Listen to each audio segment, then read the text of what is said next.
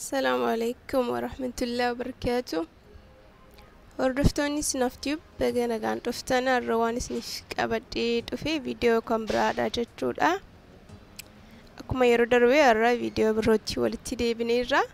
Warri subscribe gootanii hordoftan galatooma. Warri subscribe hin goone subscribe godhaati. Mallattoo bilbila cinaatti mul'attu sana yoo cuqaastan yeroo hunda viidiyoon isiniif hojjedhu akka isin qaqqabu isin fayyada. Arra kun akkuma argitani kiyaar yookiin cucumber jedhamu isiniif qabadhee dhufeera. Isas kunoo haaluma kana fakkaatuun fuula keessanitti fayyadamtanii haphistan erga ciccirtan booddee fuula keessanitti otoo waan biroolee ittiin daballe isa qofaama isaa fayyadamuu dandeessu jechuudha.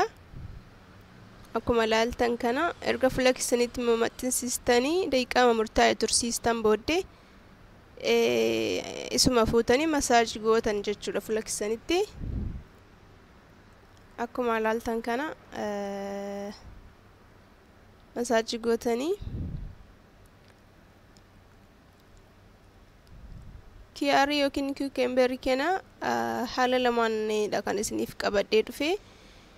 Haala tokkoffaas karaa tokkoffaa xumureera. Inni lammaffaa ammoo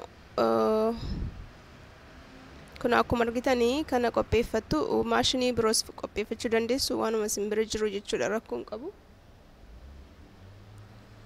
Kana akkuma argitanii erga irraa qoncistanii booddee irraa qoncisuus baattanii fedhuma keessanidha, akkuma fedha keessanidha godhattu, rakkoo hin qabu jechuudha. Naakas ta'eera isan booda calaltanii cimmaaqisaa qofadha kan barbaadan jechuudha isini. Anumaal ittiin daballee isuma qofaasan fayyadama. Isin immoo loomis itti fayyadamuu dandeessanii wanta fuula kootiif ni ta'a jettanii yaaddanii itti dabalatan rakkoo hin qabu. Wantichi fuula keessa waan isin miidhaan ta'e malee kun ammoo waanuma tafaxiroo keemikaala biroollee hin qabaanne waan ta'eef shakkii tokkollee hin qabaanne akkasitti fayyadamuu dandeessu jechuudha. Amma bakka firiijii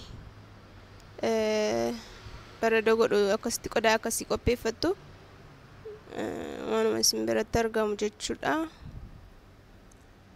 Akkasitti erga gootanii booddee gara firiijii geessitanii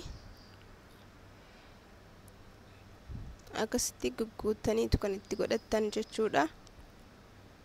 San booda firiijii keessa keessanii sa'aatii murtaa'e booddee akkasitti fakkaata. Baradoon isaa akkas fakkaata jechuudha. Baay'ee tokko jaallattu, fuula keessaniif baay'ee gaariidha.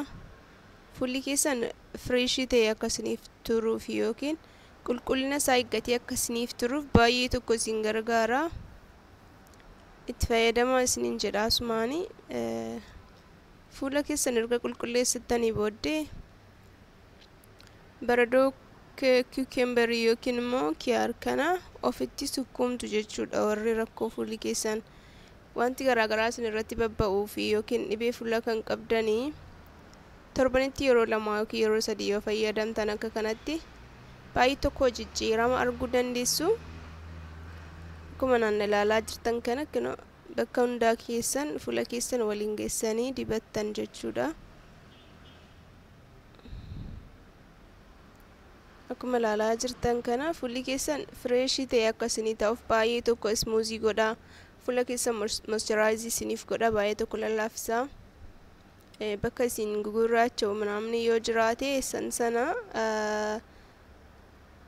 itti sukkuumtan jechuudha. Fuula keessan akkuma viidiyoo irratti argaa jirtanii bakka hunda isaa fuula keessan keessumaa bakka rakkoo qaba jettanii argitanii itti sukkuumtan jechuudha. Amma akka kanatti xumuree sukkuumee xumureera. Fuulli keessan baay'ee tokko lallaafaa, fuula moisturaayizii dibata biroollee waan isin barbaadu miti.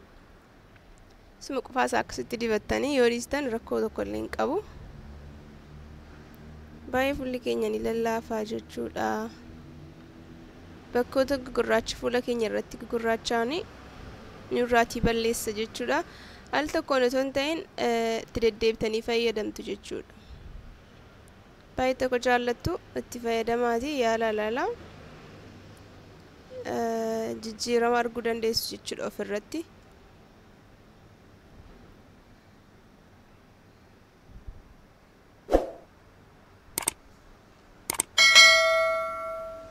waan hordoftaniif galatooma.